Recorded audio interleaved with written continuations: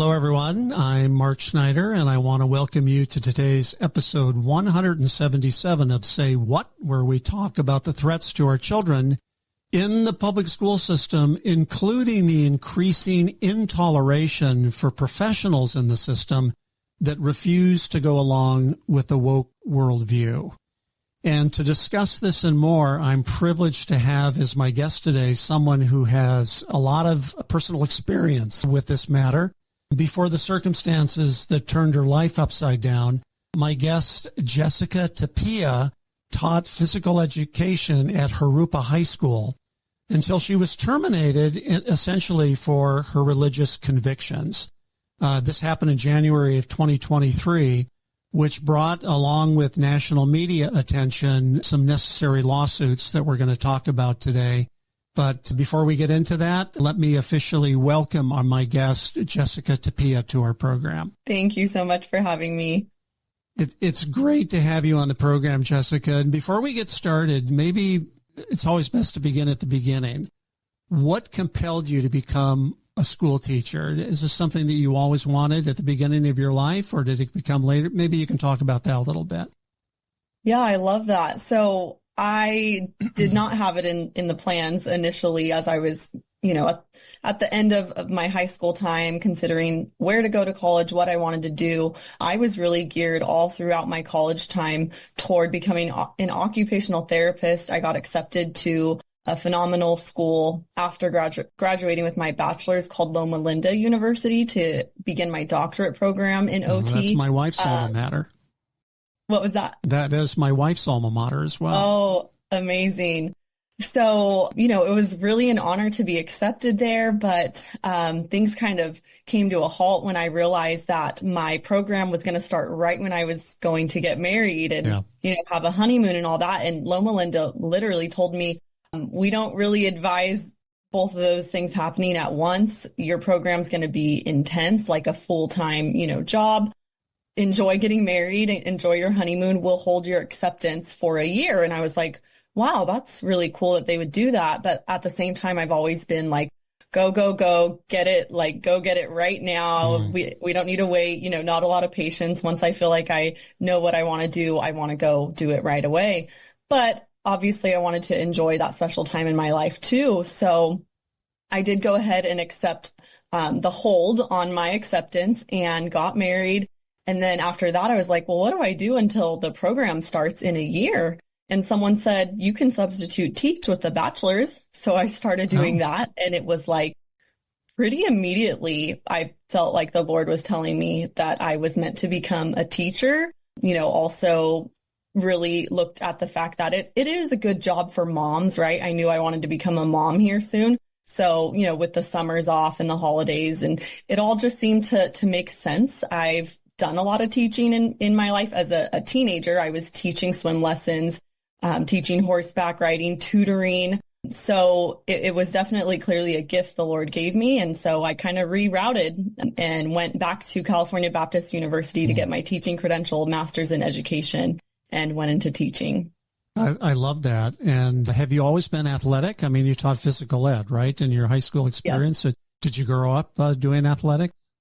Yeah, probably from about 7-ish. Well, before that, I was doing like gymnastics, karate, just kind of trying out all the things. And then at around 7, got into basketball. So I played basketball all my life. I didn't play in college. I did go on a missions trip, and we were all very skilled in basketball. And we took those skills and we went for 3 weeks overseas, and we put on clinics and played against actually college teams, school teams there overseas in Malaysia. Wow.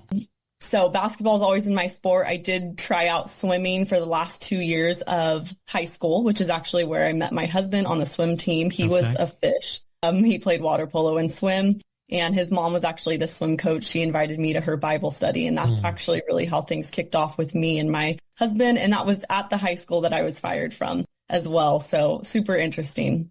Now, what year did you actually start teaching? So I started teaching in 2016. Okay. And the whole time at a high school? So my first year was at the high school I graduated from. And then after that, I was at the middle school that I went to in Jurupa Unified School District. I was at the middle school for 4 years. And then there was an opportunity to transfer back to the high school. So I transferred back to the high school. And then that was the year when I got fired. So I was at the end of my 6th year of teaching. Okay. So, Jessica, maybe you can describe to our viewers, when did you first, even before, the triggering incident happened that led to your termination, when did you first start to notice something's going on here in the school system? Things are not right. There's been a change since I started teaching in 2016. Can you talk about that a little bit?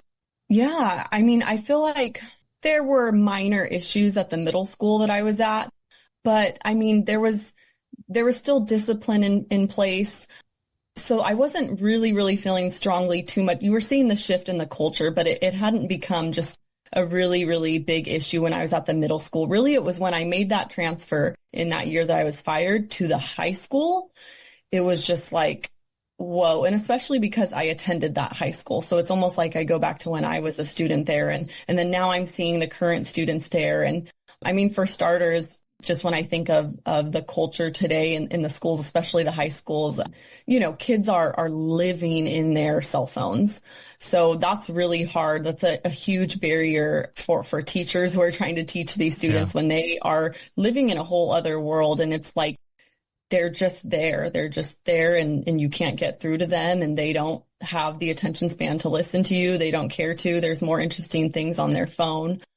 So I watched the phones become just a huge issue. Dress code, huge issue. I just remember walking around looking at the way kids were dressed and thinking like that would have never been able to slide when I was a student here, which was not that long ago. And by not being able to fly, do you mean sloppy dressing or sexually provocative or both? Very like both. So kids will show up in pajamas, just very careless, like don't get ready, for school. And then also just wearing very minimal clothing. Like it looks like they're wearing, undergarments and you're just looking around like, why isn't anyone saying anything, and on one aspect, any of the male staff don't want to say anything because they're worried about, saying any sort of claims that might come from saying something about how, a female is dressed. And I think even just with female teachers, we were discouraged because we would say something and nothing would happen. There was no one holding the students accountable. Maybe they would change for a second, but then the next period, they would be back in the clothes you initially saw them in. And it made me really sad for, the students who were there that I could tell were coming from, good homes, good families, good upbringings and morals to just be like surrounded by this because it was the overwhelming culture and you could tell they felt very like alone and outcast. So yeah, those are the two biggest things. And then just such a lack of discipline and accountability in schools today with the students and their behavior and with the parents as well. So you're just seeing repeat offenses on and on. What about academic performance? Did you see sort of the degradation in the culture, the sloppiness of dressing, the sexualization that was starting to happen in the schools? Was that affecting academia as well? Well, I mean, I can say yes from what I heard. They would say I wasn't in an academic subject. I taught, PE. I saw the motivation there in my own subject just majorly plummet. And for me, I think what's sad about PE and PE teachers is we're looked at as probably the most, unnecessary subject in teachers if there had to be one, which in reality, I always fight that and say we're the most important because what good is the knowledge that a child has if they're totally unhealthy and they're going to have a short lifespan and, their brain isn't functioning as well as it can be, because in order for a brain to function well, that comes from the movement of the body, which is actually what turns that brain on and gets it ready to learn and soak in new information. So PE is really important. And I've seen just the degradation of the importance of that, which is really sad because we are seeing also an epidemic of obese kids because electronics are having them be so still for so long when, back in the day, kids were running around all day long and being kids. And now you hear of states contemplating legislation to ban cell phones in the school, which is obviously a very positive thing. There's some, praise of course, the there's Lord. some pushback, and it has to be managed, but that's a positive occurrence. But I'm also happy to hear that physical education is still a subject that's taught in middle school and high school. Is it still a requirement? So if when I was there, if you were an athlete, you didn't have to be in a PE class if you had like a specific sport class. Right. So when I was, in high school, I was a basketball player. So I always had sixth period basketball, which is kind of what kicked off our practice. And then we would go for, 2 more hours after school. So if you are an athlete and you have a sport specific class, you don't have to also be in a PE class. But other than that, it is required for 2 years, which I do think is kind of interesting because, and I get there's so many other subjects and classes they need to squeeze into the schedule and graduation requirements and whatnot. But I mean, what message is that sending that you just need to, be physically fit for your freshman and sophomore year, but exercise doesn't matter anymore for your junior and senior year because there's a lot of non-athletes. And so, they just don't need to worry about health or fitness anymore for the last two years of high school. So, I think that 2-year requirement is interesting for PE, but I mean, that's a big change from decades ago. My high school experience, people of my age demographic, physical ed was just part and parcel of your school experience from elementary school all the way to high school graduation. As was, by the way, home economics. My wife taught home economics in middle school for over 20 years. Of course, you never hear about that anymore as well. I took a cooking class at the high school and I think they might have called it that, and they don't have it anymore. But right. I loved that class because I wasn't taught much cooking at home. My grandma actually raised me, and she was very busy. She was working, so that we could live. She got guardianship of me and my sister because my mom was a drug addict. And so, my meals and nutrition growing up were quick and easy and, nothing special and nothing like I feed my kids today. But I know she was doing the best with what she had and what she could at that time. So it was really cool to have a cooking class where we were making everything from scratch. I would have my friends run up to me after I would come out of my cooking class and they're like, "What do you have for us?" And I'd be, handing out the cheesecake I made or whatever, the gumbo soup. So it's really sad that those things aren't in place still today because it's not like we stopped cooking. It's not like these kids are not going to one day have a home and a family and be cooking for them.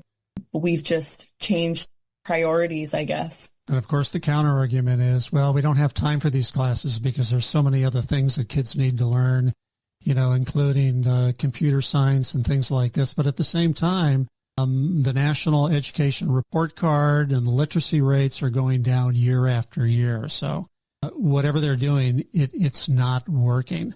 But Jessica, to get to the real meat of our conversation, of course, AB 329, the California Healthy Youth Act, was passed in 2015 and went into effect in 2016, which required that comprehensive sexuality be taught in the public schools. It was mandatory in middle school and high school, discretionary in elementary school, but most elementary schools started teaching it as well, which really began in earnest and legally the whole sort of sexuality mentality that crept into our public school system, including the imposition of teachers having to use students' preferred pronouns.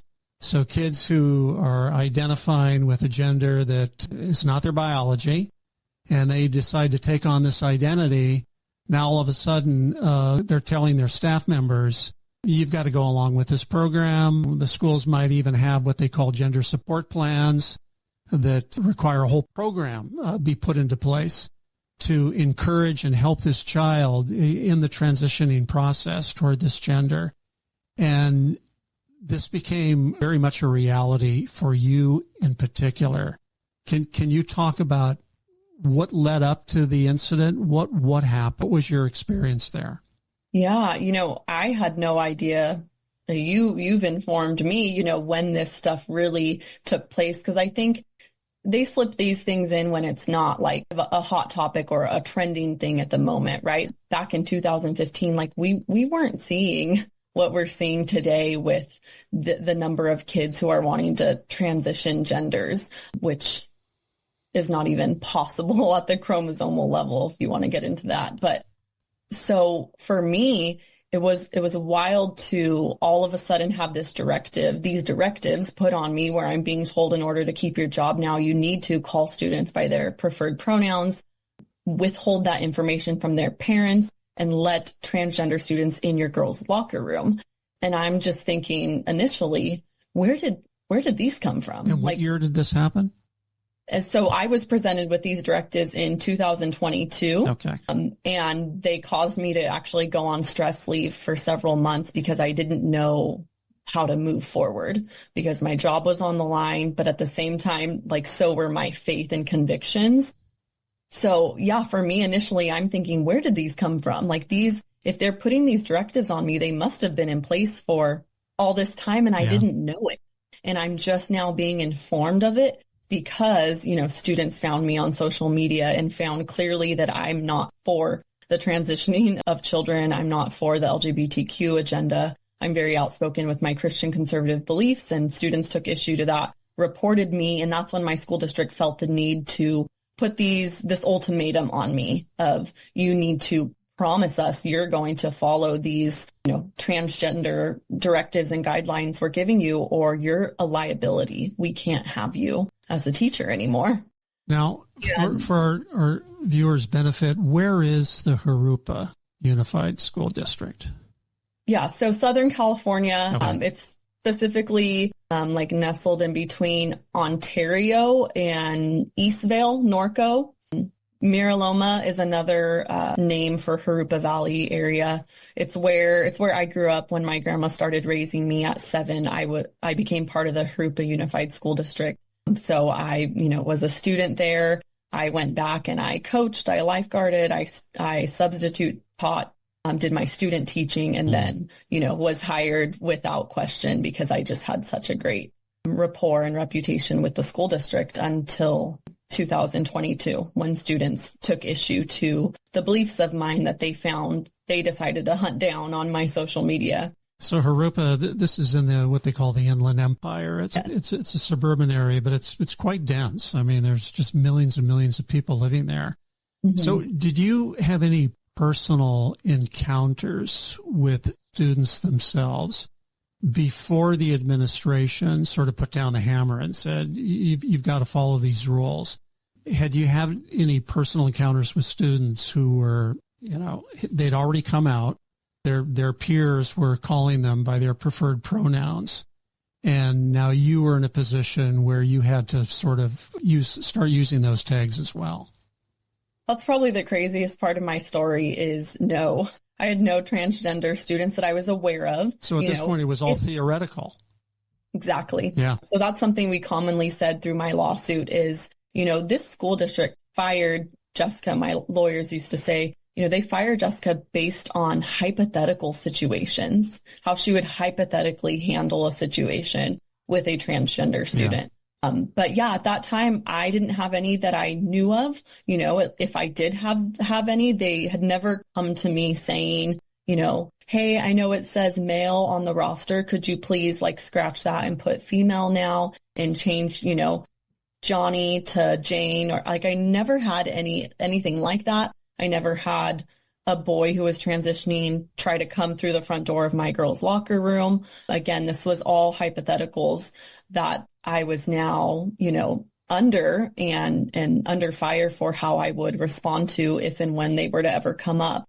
So that is unique. And I always think I'm glad that it hadn't become real life for me, because I kind of feel like God saved me in a way from allowing it to actually be a real life situation, right? Where I was, in the situation of you have to lie to a parent, but I'm on the phone with the parent, like convicted and feeling torn between, obeying what my school's asking me to do and doing what I know is right and speaking the truth that I have and about their child. So I'm glad I was never in any of those situations, because I can imagine how hard that must be. But so many teachers are in that situation, are going through it, have gone through it. And sadly, the majority just kind of cower to it all and do whatever they need to do to save their job. But I wish what I could get through to them. And I think I have with many. And, I trust how the Lord is using my story. But, what I would want to get through to these teachers is what's more important, saving your job or saving this child, because they are under something extremely evil. When they think that they were born in the wrong body, so to say, and they need one person, even just one person. It makes a huge difference if one person would just stand firm in the truth for that child. And so maybe it's you as the teacher, and, maybe you do that and you don't know what's going to happen next, but you live out your faith and you trust that by living in truth, the Lord is going to be able to use that obedience and that boldness and save that child from this evil. Back in 2022, maybe this particular term was not well known then. It certainly is now, what we call parental exclusion policies. So these are policies that have been passed by school boards across the state of California, and they're happening across the country, actually, that basically order school officials, including teachers, that if a child comes out to be a non-biological gender, you've got to hide this from parents. You cannot let them know unless the child tells you it's okay to tell mom and dad. Otherwise, you've got to keep this secret. And so many schools have what are well known as a double set of books. One set of books that holds the child's credentials that parents are allowed to see, by law, by the way. And then a whole nother set of books that are just used by school staff, in conjunction with that child, to get them on a gender support plan. Was this a formal policy at the time in 2022, or was it more informal, but nevertheless you still have to abide by our rules here? So what a lot of people don't realize is it's simply guidance from the Department of Education. You can, go to their website and see that they are giving this out as guidance. And of course, these school districts follow any guidance given to them from the Department of Ed. And so the guidance was, if you have a child who is wanting to go by a new, name or gender, that you withhold that from their parents in the case that the parents don't yet know. And so my school district was, working off of that guidance and saying, like, they actually were, what was really interesting, and my lawyers kept correcting them on this, is they were calling it a law. And it's not a law. Right. It kind of, reminds us of the COVID times where they were acting like the social distancing and the masking was law, and it wasn't. It was guidance. It was also guidance. So I said no to what was guidance, even though they kept saying, like, it's a law and you're going to break a law. But what was really interesting is after I was fired, that is when all of a sudden, like, this whole thing with parental notification, parental exclusion, like, really just got set on fire. I was actually invited to the press conference for AB 1314, which was that Bill Afaley came up with to, in offense, really, to say, no, parents get to know everything. We're going to call this the parental notification bill to make sure, that teachers and schools are giving the full truth to parents. And, that bill wasn't heard. It was totally went down the toilet immediately. And then they start, pushing for this guidance to become a law. And here we are. I mean, I was just up at the Capitol speaking in another press conference for what was the latest one that did get signed into law. Was it 6? I'm not good with keeping up with all the all the different bill stuff. But just a couple months ago, I was up in Sacramento for this exact reason, where they're making this law now in California that, and what the law specifically says is that schools can't create parental notification policies. So it's so funny because those who don't have the beliefs you and I do, they say that law doesn't say that teachers need to lie. It says they can't create a policy to notify parents. And I'm like, please explain how that's different. If they can't create a policy to notify parents, then that means that they're continuing with the guidance of withholding information, and withholding is lying. If you have the truth and you're purposely keeping it back and not sharing with the parent what that's lying. And so. Absolutely. I think one of the laws you're referring to, maybe this is the particular one, because there are so many, to your point, it's hard to keep track of them all. Yeah. But one of the most recent is Assembly Bill 1955, which basically tells school officials if a child comes out and the child doesn't want their parents to know, you can't tell the parents. So to your point, Jessica, absolutely it requires, because you can imagine a situation where a parent comes in and point blank asks a school official, has my child come out as a different gender? Mm-hmm. And now the school official is being told that you can't respond to that, which is basically a lie. Mm-hmm. Exactly. So you were terminated because, by the way, you decided to exercise your constitutional rights of conscience, which are, the last time I looked, still part of the Bill of Rights in the Constitution. Freedom of speech, freedom of the press, freedom of assembly, freedom to practice one's faith. But apparently those rights did not apply to you. So how did that, were you just given notice you are hereby terminated from your position because you refused to go along with the rules? Yeah. So at the end of my stress leave, I had these directives placed on me. There were about 7 directives in total, but there were 3 that I took issue to, and I knew I couldn't return to work and follow. So I didn't want to fool them and say, yeah, I'll follow them, and not go back and no, I'm not going to follow them, because that's then me lying.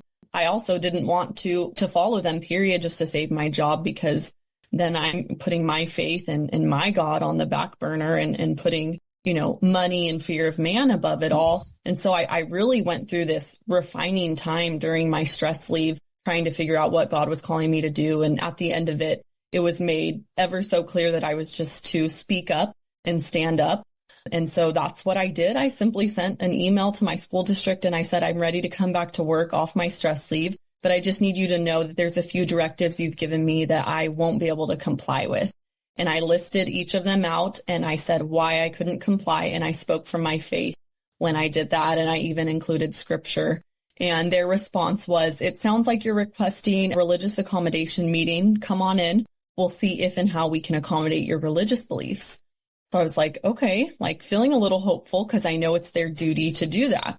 And I go into this meeting, and it didn't feel like a meeting where they were trying to accommodate me. It felt more like an interrogation meeting. They asked me questions up and down, left and right on my faith, like where I go to church and what I read and how often and what is it about my faith that says I can't do these things they're asking me to do, and then painted out all these different scenarios that I could potentially have with transgender students, and asking me, how I would handle those situations. And really, I found myself in a time where I was having to stand firm, just be unmoved, like the Bible talks about. And that's what I did in that meeting. And after that meeting, I just felt like everything is out of my hands. Everything's out of my hands. I have stood firm in my faith. They know what I will do, what I won't do. God is going to take it from here. If I'm fired, I'm fired.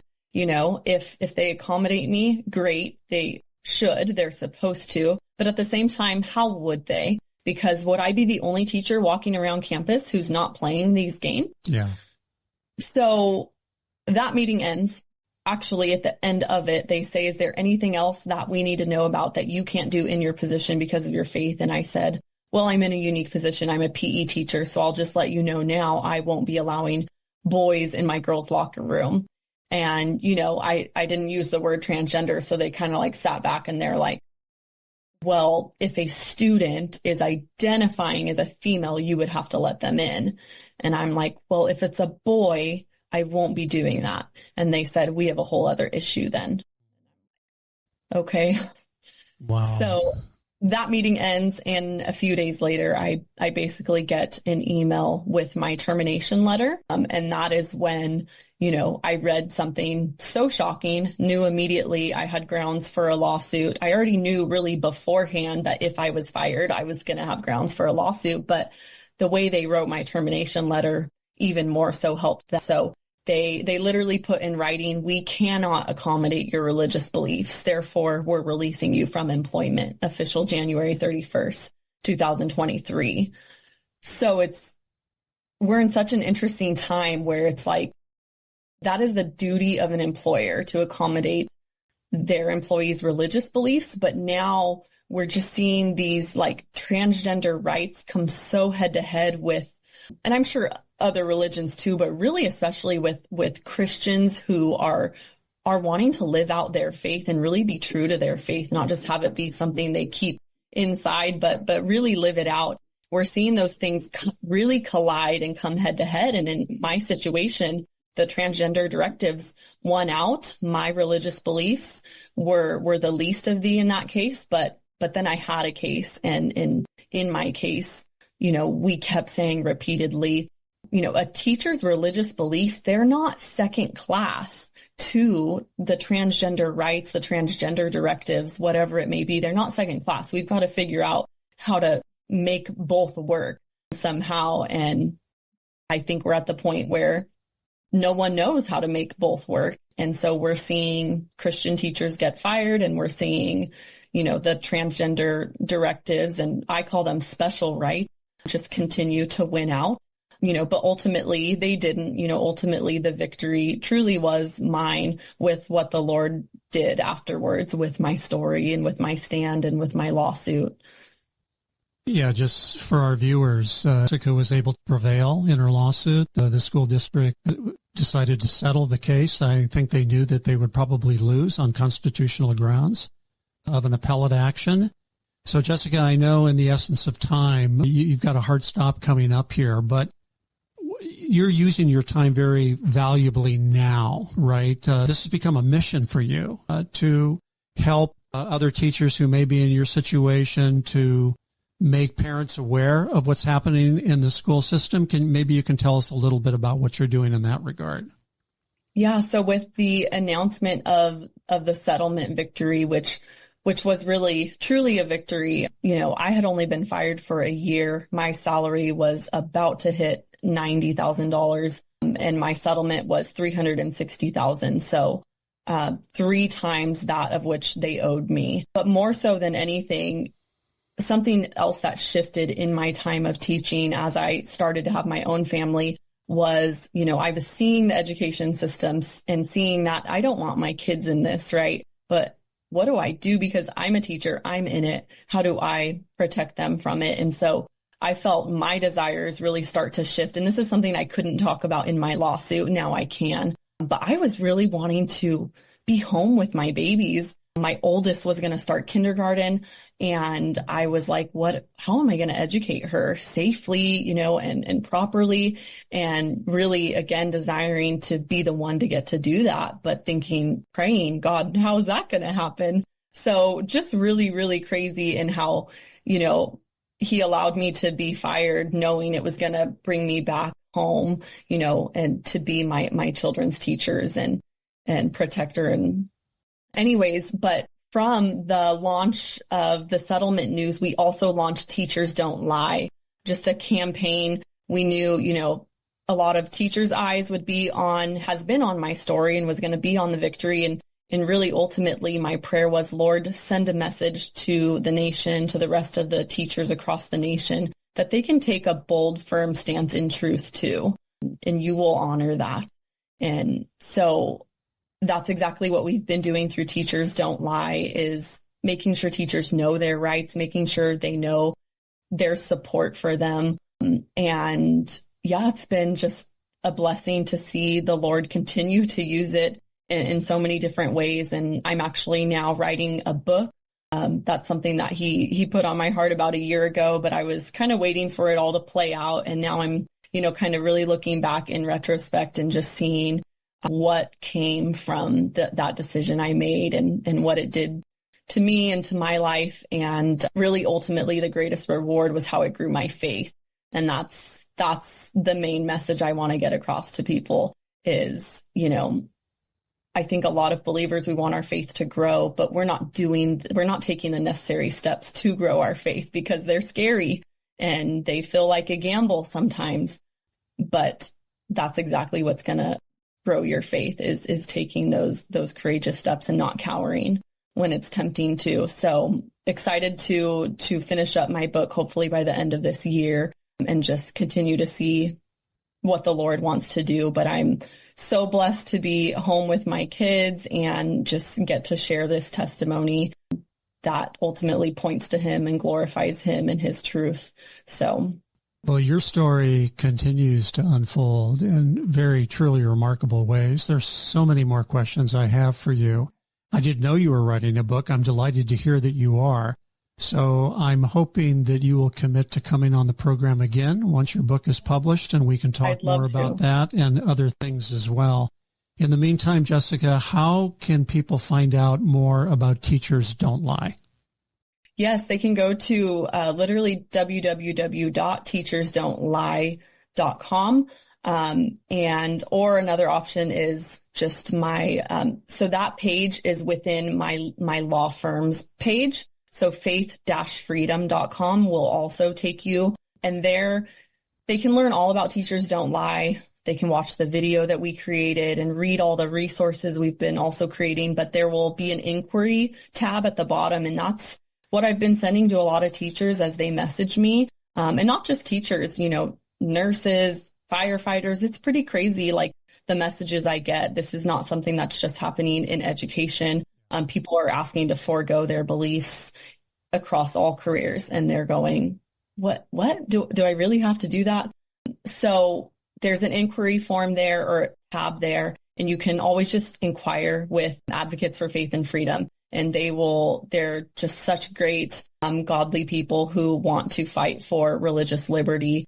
And they will guide you if you're kind of in the midst of making a decision, or if you've already been fired. They will, let you know if you have a case and get that going. And they work pro bono. So they've really become like family to me since I've been with them for the past year on my lawsuit. So that's a good thing to have in your tool belt for sure. faith-freedom.com or teachersdon'tlie.com.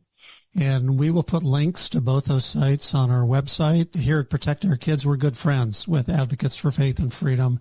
We highly recommend their services. So also remind our viewers that protectourkids.com, POK.org, also has a lot of the resources that Jessica mentions here about knowing your rights as teachers and as parents, by the way. The Constitution is still law in this country. Teachers and parents still have rights of conscience, right to parent their own children, and yet these rights need to be enforced. If they're not enforced, if infringements to these rights are not challenged, that's the way they tend to go away. So thank God for people like Jessica Tapia who are willing to stand up to these infringements on rights of conscience. And I hope this has been a valuable discussion. It certainly has been for me. And Jessica, thank you again for coming on the program. And unfortunately, that's all the time that we have for today, but we look forward to seeing you on our next episode of Say What.